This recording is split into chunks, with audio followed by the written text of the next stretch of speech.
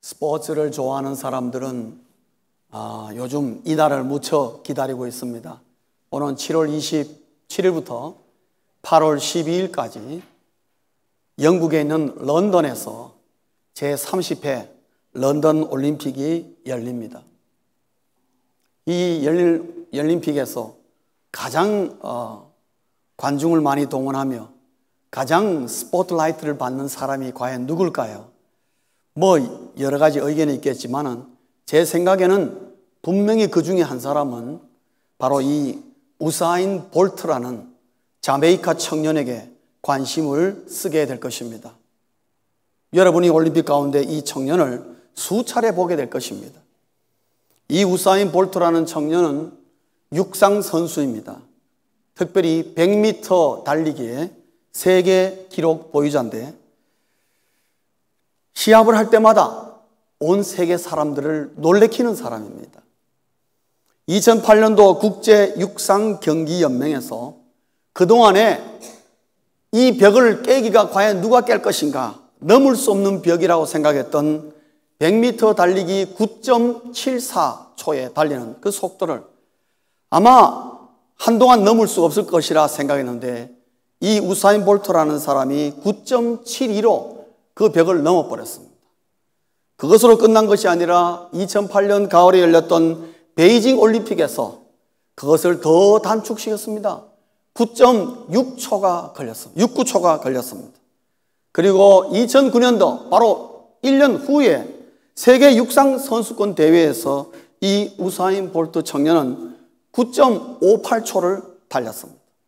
그래서 현재 100m 세계 기록은 바로 이 우사인 볼트가 세운 9초 58인 것입니다. 과연 이 런던 올림픽에서 이 젊은 청년이 이것을 과연 기록을 또 깰 것이냐? 많은 사람의 관심을 받고 있습니다. 많은 사람들이 이것을 통해서 흥분하고 그리고 이것을 많은 사람이 시청하면서 기뻐하고 즐거워할 것입니다. 사랑하는 성도님 여러분, 세계 올림픽이라는 것이 우리에게 주는 재미거리와 즐거움과 많은 것을 남겨줄 것입니다. 또 많은 의미를 우리에게 전달해 줄 것입니다. 그러나 이 올림픽이라는 것이 우리에게 전달해 주는 가장 아름다운 메시지가 뭐냐 하면은 사람은 무한하다는 것입니다. 우리 인간은 무한한 가능성이 있다. 도전하면은 언젠가는 넘어간다. 우리 인간의 한계는 무한하다. 굉장히 긍정적이고 장밋빛의 소망을 온 세계 사람들에게 던져줍니다. 그래서 수많은 사람들이 올림픽을 보면서 그게 큰 기쁨과 위로와 힘을 얻는 것입니다. 나도 되겠구나. 굉장히 훌륭한 메시지고 좋은 메시지입니다만은 그러나 그 속에는 또 다른 역설적인 함정이 담겨 있는데 그 함정을 오늘 욥기 8장에 나오는 이 빌닷이라는 사람이 우리에게 전해주는 것입니다. 올림픽을 통해서 우리에게 인간이 도전하면 무한한 가능성이 있다는 것을 좋은 메시지를 전해주지만 그러나 그 한편으로 수많은 사람들로 하여금 이것을 잊게 만들고 이거를 잊어버리게 만드는 것이 하나 있는데 그것은 뭐냐? 오늘 빌닷이 말하기를 인간은 한계가 있다는 거예요. 인간은 한계가 있다. 그 무엇으로 사람을 포장하고 그 무엇으로 인간의 훌륭함을 포장하여도 빌닷은 말하기를 우리 옛 선조들이 우리에게 묵묵히 가르쳐준 훌륭한 지혜 가운데 하나가 뭐냐? 인간은 한계가 있다는 거예요. 빌닷은 이 부분을 세 가지의 메시지를 통해서 우리에게 전해주고 있습니다. 그 중에 하나는 왕골 이론이라는 것입니다. 오늘 여러분 본문 보면 왕골 얘기가 나옵니다. 왕골 혹은 갈대라고도 말을 하고 있습니다. 여러분 왕골이나 갈대는 어디에서 자랍니까? 습지에서 자랍니다. 그래서 강가에 많습니다. 갈대밭이. 여러분 갈대가 자라는 거 보셨습니까? 한번 자라기 시작하면 쫙쫙 자랍니다. 1.5m 혹은 2m까지 자란다고 합니다. 그래서 갈대밭에 사람이 들어가면은 사람을 못 찾습니다, 여러분. 얼마나 갈대가 빨리 자라고 잘 자라는지. 그런데 여러분, 갈대와 왕골의 특징은 뭐냐면은 푸릇푸릇하게 지난주까지 버럭게 쫙 자라다가 한 주 만에 그만 이 갈대가 노랗게 돼버린다는 것이죠. 한순간에 시들어버린다. 문제가 뭐냐? 아무리 왕골과 갈대가 열심히 자라도 여러분, 거기에는 열매가 없습니다. 그래서 수확할 필요가 없을 정도로 알아서 시들어버리는 것입니다. 어떤 사람은 이렇게 말합니다. 인생은 소년 시기와 청년기에는 인생을 잘 설계하면서 열심히 공부만 하다가, 그래서 직장을 잡거나 혹은 사업을 하면서 장년기에는 직장 생활한다고 정신없이 바쁘게 보내고, 그리고 혹은 사업하는 사람은 사업한다고 정신없이 보내다가 어느 날 돌이켜보니까 인생이 다 되었더라. 그렇게 얘기합니다. 사랑하는 성도님 여러분, 이 왕골 위로는 우리에게 무엇을 가르치느냐? 하나님 없는 성공, 하나님 없는 출세, 뭐 대단한 것처럼 보이지만은 어느 한순간에 팍 시들어버릴 수 있는 것이 바로 이런 것이라는 것이죠. 세계에 수많은 사람들이 왔다 갔지만은 뭔가 큰 일을 할 것처럼 보였는데 어느 순간에 신문지상과 언론에서 싹 사라져버린 것입니다. 여러분, 한국이나 미국이나 전 세계에서 연예인들이 제일 두려워하는 것이 무엇인 줄 압니까? 어느 한 날부터 언론과 매스미디어에서 자기가 사라지는 것입니다. 가장 무서워합니다, 여러분. 그것 때문에 고민하고 떨어질까 싶어서 언제 안 나올까 싶었어. 그리고 자기 자신을 언론에 노출하기 위해서 수단 방법을 가리지 않는 것입니다. 왜? 한순간에 싹 시들어버릴 수 있다. 그게 인생이라는 것을 가르쳐 줍니다. 그래서 인생이 뭔가 푸릇푸릇하게 뭐 대단한 것 같으나 어느 한순간에 갈대처럼 싹 시들어버리는 것이 인간의 한계라는 걸 알아야 합니다. 두 번째로 빌닷이 우리에게 주는 인간의 한계에 대한 교훈은 거미집 이론입니다. 여러분, 본문에 보시면 거미집 얘기가 나옵니다. 여러분, 거미가 줄 쳐놓은 거 많이 보셨죠? 저도 많이 경험했습니다. 거미가 줄을 단단하게 쳐놓습니다. 그게 뭐가 걸립니까? 그 거미줄을 누가 제일 무서워할까요? 날아다니는 곤충들이 제일 무서워합니다. 곤충들은 거미줄을 굉장히 무서워합니다. 왜요? 걸리기만 하면 죽으니까. 그러나 그 곤충들에게는 두려움의 대상이고 튼튼한 거미줄이지만은 큰 짐승이나 우리 사람들에게는 한번 이렇게 버리면 없어지는 것입니다. 아무것도 아니라는 거죠. 철저하게 약육강식의 삶을, 이 세상의 모습을 통해서 인간의 한계를 깨닫고자 하는 것이 바로 이러한 거미집 이론이라는 거죠. 아무도 나를 당할 자가 없을 것 같고 모두가 내가 저런 곳에 든든하게 다 걸려들 것 같은데 어느 순간인가 내보다 훨씬 강한 자가 와서 한번 확 걷어치우면은 흔적도 없이 살아버리시더라. 여러분, 기업 가운데서도 이런 것들이 많습니다. 10년 전만 해도 이 세상의 최고의 기업은 마이크로소프트라는 회사였습니다. 10년이 지난 지금 마이크로소프트 회사는 위기의식을 느끼고 있습니다. 점점 회사가 매출이 떨어지고 있는 것입니다. 그래서 지금 무슨 생각하는 줄 아십니까? 핀란드의 국가기업이라고 알려져 있는 세계적인 유명한 회사 노키아, 우리 셀룰라폰 만들었던 셀룰라폰을 만들었던 그 노키아를 지금 살려고 합니다. 왜 그런 줄 아십니까? 노키아라는 회사가 한때는 10년 전만 해도 전 세계의 핸드폰 시장의 60%를 장악했습니다. 그런데 지금 몇 프로인 줄 아십니까? 삼성, 애플에 다 밀려가지고 지금 10%도 안 됩니다. 금년에도 10,000명이 레이오프를 당합니다. 기업 주가가 뚝뚝 떨어지고 한때 세계에서 잘나고 핀란드의 국민 기업으로서 핀란드를 부유하게 했던 그 나라, 그 기업이 10년 만에 지금 종이 조각처럼 된 것입니다. 그래서 마이크로소프트가 그 무너져가는 기업을 집어삼키려고 하고 있어요. 먹으면은 그거는 사라지는 것이죠. 여러분, 기업도 철저하게 문어발식으로 확장하는 이유가 뭡니까? 그 속에서 약한 자들을 잡아먹으려고, 그리고 더 큰 기업에게 안 먹히려고 철저하게 약육 강식에 의해서 생존하고자 하는 거미집 이론을 펼치고 있는 것입니다. 그래서 우리만한 기업은 없겠지, 든든한 거미집을 애플도 지금 그러고 있고, 그리고 여러분 지금 구글도 그러고 있습니다. 치열한 경쟁하고 있습니다. 세계의 최고의 기업들, 삼성도 마찬가지입니다. LG도 마찬가지입니다. 여러분, 한국의 LG그룹에 제가 우리 외가 쪽으로 조카 아내가 LG를 다닙니다. 제가 이번에 한국 가서 물었습니다. LG가 요즘 어떠냐? 아이고, 이모부 사람 많이 잘랐어. 왜 그런 줄 아십니까? LG가 잘 나가다가 스마트폰이 딱 나올 때에 삼성은 빨리 그걸 따라갔는데 LG는 그 타이밍을 놓쳤습니다. 그래서 핸드폰 시장에 여러분 한때는 LG가 초콜릿폰 그래서 어마어마하게 팔았습니다. 지금 초콜릿폰 어디 있습니까, 여러분? 5년 전만 해도 초콜릿폰 무지하게 들고 다녔습니다. 지금 흔적도 없이 사라졌습니다. LG가 지금 가로루카 따라가려고 하는데 못 따라가는 거예요. 너무나 빨리 움직이니까. 여러분,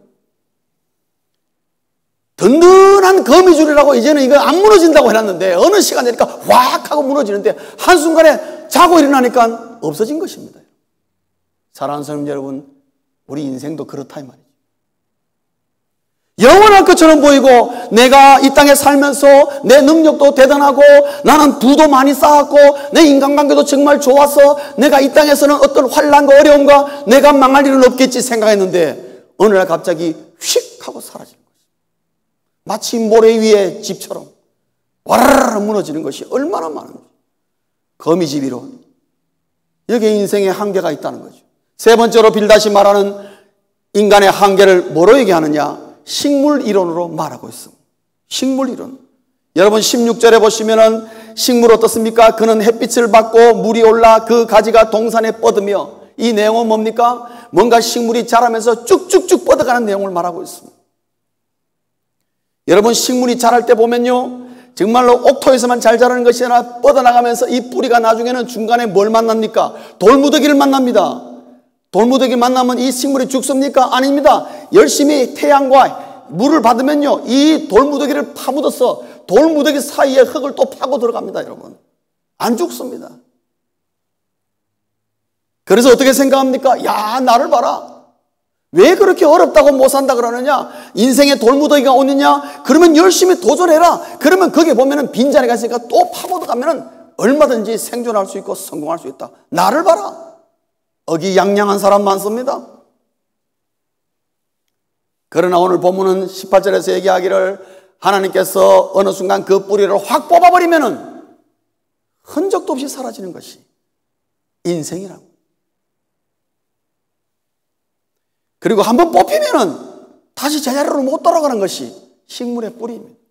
오늘 18절에 보면 뭐라 그랬습니까? 흙이 말하기를 내가 너를 보지 못하였다 하리니 의인화로 표현했습니다. 흙이 안 받아준다 이 말이죠. 왜? 제자리 꼽을 수가 없습니다. 여러분, 뽑혀 나온 식물은. 이처럼 왕골이론, 거미집이론, 식물이론 이런 거를 빌닷이 말하면서 우리에게 정리해서 가르쳐주는 건 뭐냐? 수많은 우리의 선조들이 자신의 한계를 모르고 살다가 후회하고 무가치한 인생을 살게 되었다. 우리에게 가르쳐주는 거예요. 그래서 이러한 예를 통해서 빌닷이 욥에게 가르쳐주고자 하는 교훈은 뭐냐? 욥아, 너는 이런 어리석은 것을 되풀이하지 말아라. 인간이 자신의 한계를 모르고 산다는 것만큼 어리석은 것이 없다. 너를 봐라. 네가 지금 왜 이렇게 힘들고 어렵게 되었느냐? 인간의 한계를 네가 모르고 영원히 그렇게 될 것처럼 생각했던 그 착각에서 네가 깨나지 못했기 때문에, 그 어리석음 때문에 네가 지금 이렇게 된 거 아니냐? 빌닷이 그렇게 얘기를 할 수가 있습니다. 사랑하는 성도님 여러분, 오늘 본문은 우리에게 교훈합니다. 이 땅에 인간이 태어나서 만물의 영장으로 살면서 이 땅에서 무엇을 하면서 자신의 한계를 깨닫지 못할 때에 그 인생은 반드시 어리석은 인생이라는 거예요. 뭘 모르는 인생이라는 것이죠. 그러나 성도님 여러분, 의외로 우리는 이것을 잘 인식하지 못하고 삽니다. 의외로 이것을 인식 잘 못합니다. 오히려 무한한 가능성이 있다는 그 메시지만 받고 나도 그러면서 따라가지 인간의 한계를 대해서 심각하게 별로 생각하지 않습니다. 왜 그런 줄 아십니까? 성경은 말하기를 수많은 인간들이 사단의 계략에 쏟고 있기 때문이다. 사탄은 오늘도 많은 온 인류를 통해서 올림픽이나 또 여러 가지 많은 일들을 통해서 인간의 그 무한한 가능성을 자꾸만 얘기함으로 말미암아 우리 인간의 한계를 잊어버리게 만듭니다. 사단이 우리 인간으로 하여금 한계를 잊게 만드는 오늘까지도 잘 써먹는 계략이 몇 가지가 있습니다. 그 중에 하나가 뭐냐면은 소음이라는 계략입니다. 시끄럽게 하는 겁니다. 시끄럽게 하는 겁니다. 사건과 사고의 연속으로 시끄럽게 합니다. 그래서 사람들로 하여금 어떤 말을 하게 하느냐? 야, 이 세상이 어떻게 되려고 이 모양 이 꼴이냐? 왜 이렇게 사건과 사고가 많고 왜 이렇게 시끄러우냐? 그러면서 거기에 정신 팔려 흘러가도록 만들어주는 것입니다. 그래서 수많은 인류의 메이저리티가 소리 나는 대로 쫓아가도록 만들어줍니다. 그 소리를 들으면서 정신없이 쫓아가도록. 그것이 바로 소음 전략입니다. 여러분, 오늘도 이 땅이 얼마나 시끄럽습니까? 나라마다, 동네마다, 도시마다 얼마나 시끄러운지. 여러분, TV 틀면은 밤낮 사고 사건 얘기 안 합니까? 그래서 우리를 하여금 거기에 어텐션 하도록 만듭니다. 딴 생각할 겨를이 없도록. 두 번째로 사단이 계략, 잘 써먹는 계략은 서두름인 것입니다. 서두름. 서두름이 우리에게 가져오는 건 뭡니까? 치열한 경쟁을 부추깁니다. 여러분, 우리는 원하지 않든 간에 직장을 가건 사업을 하건 우리가 이 땅에 사는 한 치열한 경쟁의 부추김을 안 받을래야 안 받을 수 없습니다. 그래서 남을 누르지 못하면은 내가 눌릴 수밖에 없다는 그 불안감 초조에 늘 시달려서 날마다 내 삶을 채찍질하며 서두르게 하는 것입니다. 이것을 가장 잘 표현한 영어 단어가 뭐냐면 early bird라는 것입니다. 여러분, early bird란 말 들으셨습니까? 그 미국 속담에서 나온 말입니다. 일찍 일어난 새가 많은 먹이를 가진다는 겁니다. 일찍 일어난 새가 많은 먹이를 먹는다 이 말이죠. 그러니까 어떻습니까? 사람들이 점점 일찍 일어나는 것입니다. 제가 얼마 전에 인터넷에서 봤는데요. 지금 세계에서 가장 빨리 늙어가는 나라, 빨리 늙는 젊은이를 가진 나라가 여러분 대한민국인 거 아십니까? 대한민국 사람들이 굉장히 빨리 늙는데요. 오래 산다, 못 산다는 얘기가 빨리 늙는다 이 말이에요. 근데 제가 그걸 좀 느꼈어요. 제가 한국 가서 제 생각에는 아마 환갑이 넘지 않았는가 생각했는데 얘기해 보니까 저하고 동갑이더라고요. 근데 수월찮게 많아요. 왜요? 이 얼리버드 때문에. 한국에 지금도 퇴근 시간 분명히 정해져 있습니다. 그러나 제때 퇴근 시간 퇴근 못합니다. 여러분 아시죠? 예. 누가 퇴근해야 퇴근합니까? 사장이 퇴근하면 그 다음에 누가 퇴근하죠? 부사장이 퇴근하고 그 다음에 전무가 퇴근하고 부장이 퇴근하고 그 다음에 과장이 퇴근하고 그 다음에 대리가 퇴근해야 어떻게 해요? 그 다음에 말단 사원인 내가 퇴근하는 것입니다. 그래서 여러분 한국에 있는 젊은이들이 일 다 끝나고 밖에 나가고 스트레스 푼다고 술 한잔하고 집에 들어가면 보통 밤 11시입니다. 밤 11시. 그리고 새벽 몇 시에 일어납니까? 새벽에 꼭두 새벽에 일어나서 아침 7시 일대 출근합니다. 치열한 경쟁에 그래서 남들보다 한 발이라도 앞서지 않으면 언제 도태될지 모르기 때문에 늘 수단 방법 가리지 않고 남보다 한 발 앞서려고 애를 씁니다. 그런 수단 방법 쓰는 것에서 누가 욕하는 사람 없습니다. 합리화식입니다. 뭐라고 합리화시킨 줄 아십니까? 내가 살기 위해서는 어쩔 수가 없어. 여러분 이런 말 많이 들어보셨죠? 내가 살기 위해서는 어쩔 수가 없어. 저 사람의 불행이 정말 안 됐지만은, 그러나 저 사람의 불행이 나의 행복이기 때문에 어쩔 수가 없다. 여러분, 사단은 이런 계략과 이런 서두름을 통해서 사람들 하여금 정신없이 채찍처럼 밀어붙이는 것입니다. 단데 돌아볼 겨를이 없습니다. 비즈니스 하는 사람도 마찬가지고 직장 생활하는 사람도 똑같습니다. 세 번째로 사단이 잘 쓰는 계략은 뭡니까? 번잡함입니다. 번잡함. 삶을 복잡하게 만든다는 것입니다. 그래서 사람들로 하여금 엉뚱한 곳에 자꾸 매이게 하는 것입니다. 불필요한 곳에 시간을 자꾸 보내도록 만드는 것입니다. 그래서 문제의 연속에 매달려서 어떤 때는 내 손을 묶기도 하고 내 발을 묶기도 해서 나로 하여금 앞으로 나갈 수가 없도록. 근데 가만히 보면은 내 인생에 아무런 보탬이 되지 않는데도 어쩔 수 없이 가서 그 시간을 보내야 되는, 여러분 쓸데없는 데에 우리가 얼마나 많은 시간을 낭비하는지 모릅니다. 오늘날 수많은 젊은이들이 인터넷에 매료가 되었어요. 어마어마한 시간을 거기에서 보내고 있습니다. 그런데 그들이 뭐 하나 보시면은요, 거의 95%는 컴퓨터 게임을 하고 있습니다. 인생에 아무런 보탬이 안 되는 것들입니다.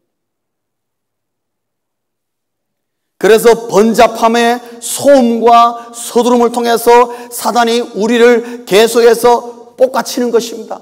그래서 우리의 삶을 늘 허겁지겁하게 만들습니다. 이거를 다른 용어로 분주병에 시달리도록 하는 겁니다. 요즘 세상에 안 바쁜 사람이 어디 있습니까? 여러분 바쁘다는 말 하지 마세요. 우리 피차가 다 바쁩니다, 여러분.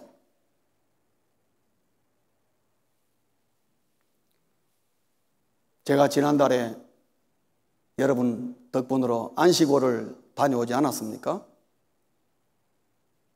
제가 가면서 결심했습니다. 어떤 결심했느냐? 절대로 내 스케줄 잡지 않는다. 아무 스케줄, 노 스케줄로 한번 가서 있어 봐야 되겠다. 그래가지고 한국 가니까 뭐 설교해달라 뭐 이런 연락이 그래서 제 아내는 양복이라도 그래도 혹시 모르니까 한복을 가져가야 되지 않느냐. 그래서 제 양복 안 가져왔어요, 일부러. 왜냐하면 절대 설교 안 하려고. 누가 그래도 나 설교 안 한다. 오라 소리도 하지 마라. 스케줄 아무것도 없이 제주도에 갔습니다. 또 펜션도 잡아보니까 제주도에서도 쑥 들어가는데 민가가 하나도 없는 곳에 잡았어요. 주변에는 밀감밖에 없어요. 그래서 잘 됐다. 노 스케줄이니까 가서 딱 앉았는데요. 정말 하루가 길더군요. 저는 하루 24시간이 그렇게 긴 줄 몰랐어요.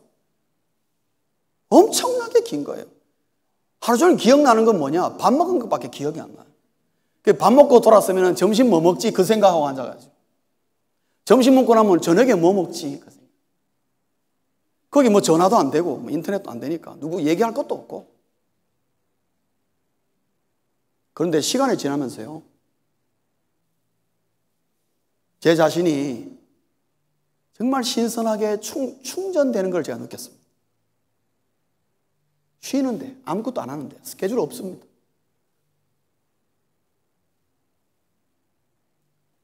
그래가지고 가서 누가 따다 남은 무밭이 있어가지고 무 맛들여가지고 무 캐러 다니려고 다 늑삭 짊어지고 며칠 안 다녔습니까? 일주일 내내 다녔습니다. 무 무지하게 캤습니다, 여러분. 그래가지고 무 말랭이 또 만드느라고 느리고 난리 안 났습니까? 그러고 사니까 바쁘더만요. 그것도 만만치 않게 바쁘더라고요. 그게 또 고사리철이라서 새벽에 일어나가지고 고사리 따러 간다고. 여러분, 저는 고사리가 하룻밤새에 한 뼘 자란다는 걸 저는 이번에 처음 알았습니다. 새벽에 막 퍽퍽 자라는데 엄청나게.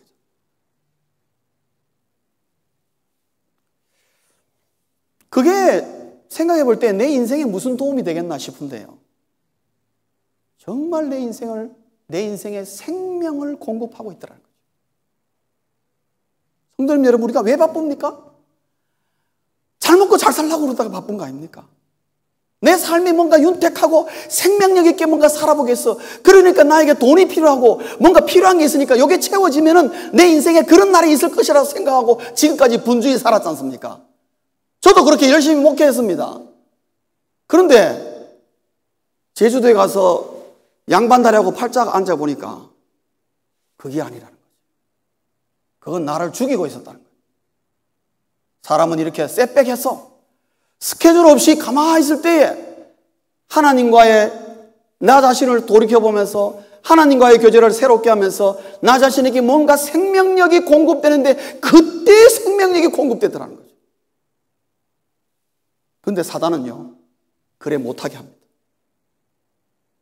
그래서 소음과 서두름과 번잡함으로 우리를 막 삶을 볶아치게 만드는 겁니다. 큰일 난 것처럼 볶아치게 만듭니다. 의도는 뭡니까? 우리 자신의 한계를 깨달을 여유를 주지 않는 것입니다. 그거 생각해 볼 만한 시간도 안 주는 것입니다. 그래서 늘 먹고 살기 바쁘게 허겁지겁하게 만들어가는 것입니다. 그럼 우리가 이걸 언제 깨닫느냐? 인생에 어려움이 처하는 순간에 고난을 당하고 직장에서 쫓겨나고 사업이 망하고 내 주변에 아무도 없을 때 그때 가서야 지금까지 내가 이렇게 열심히 달려왔던 게 이것밖에 안 되는 거구나. 그때 하는 것입니다. 그러나 그때는 많이 늦었습니다. 많이 늦었습니다.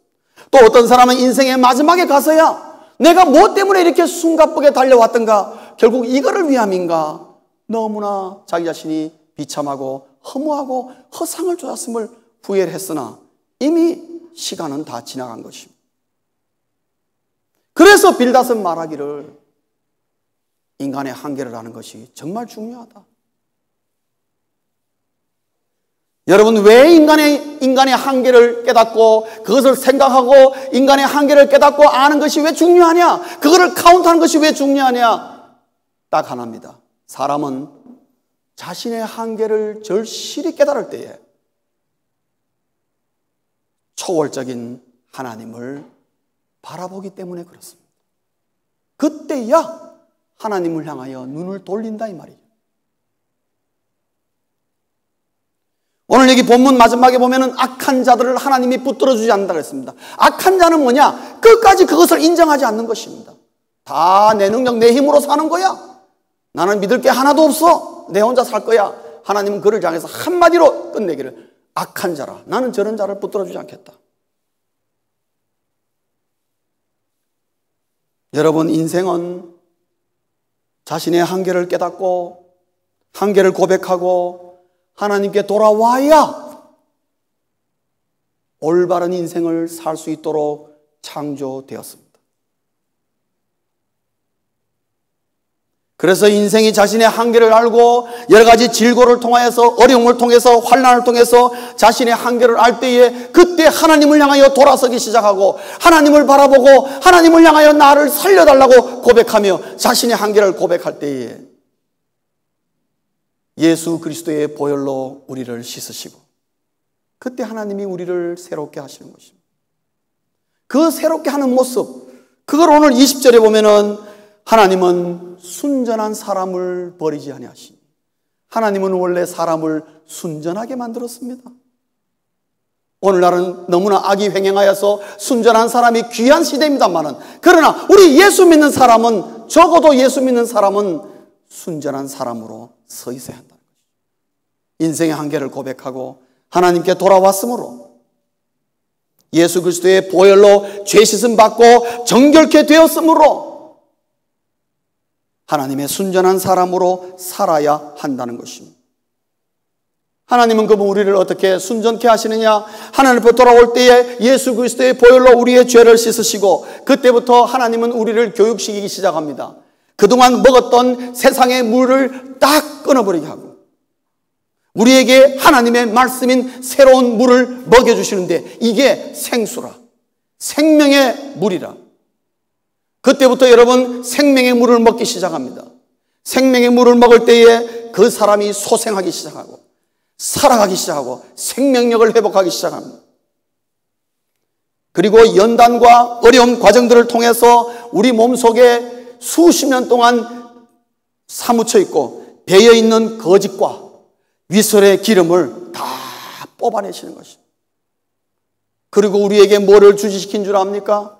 오직 인생은 하나님으로 인하여 기뻐하며 하나님으로 인하여 즐거워하도록 창조되었다는 것을 우리 머리에 딱 심기를 원하는 것입니다. 그래야 그때부터 인생이 재기를 걷기 시작하기 때문에 그렇습니다. 그런 사람이 순전한 사람이라고 말하는 것입니다.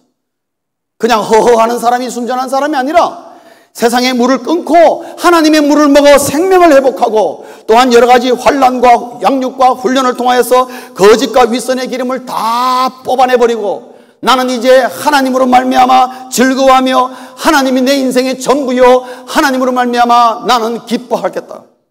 내 기쁨과 즐거움을 하나님에서 발견할 줄 아는 그 인생, 그것을 오늘 본문은 순전한 사람이라.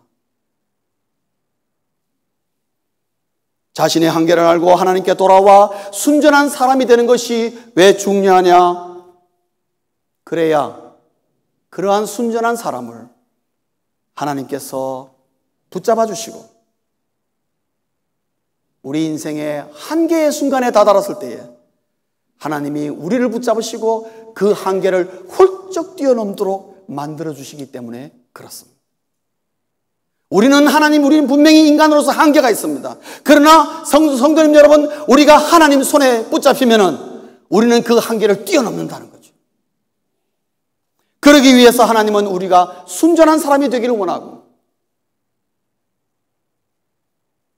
그 순전한 사람을 통해서 하나님은 오늘도 창대한 자로 살게 하기를 원하시는 것입니다. 사랑하는 성도님 여러분, 우리 자신의 한계를 고백하고 인생은 나의 한계로 사는 것이 아니라 하나님을 만나서 하나님께서 주어지는 무한한 능력으로 산다는 사실을 우리의 한계에 부딪힐 때마다 인식하며 하나님 손에 붙잡혀서 한계의 순간마다 하나님의 무한한 능력을 통하여서 그 한계를 뛰어넘으며 하나님의 놀라운 복들을 누리는 우리 모두 될 수 있기를 주의 이름으로 축원합니다. 기도하시겠습니다.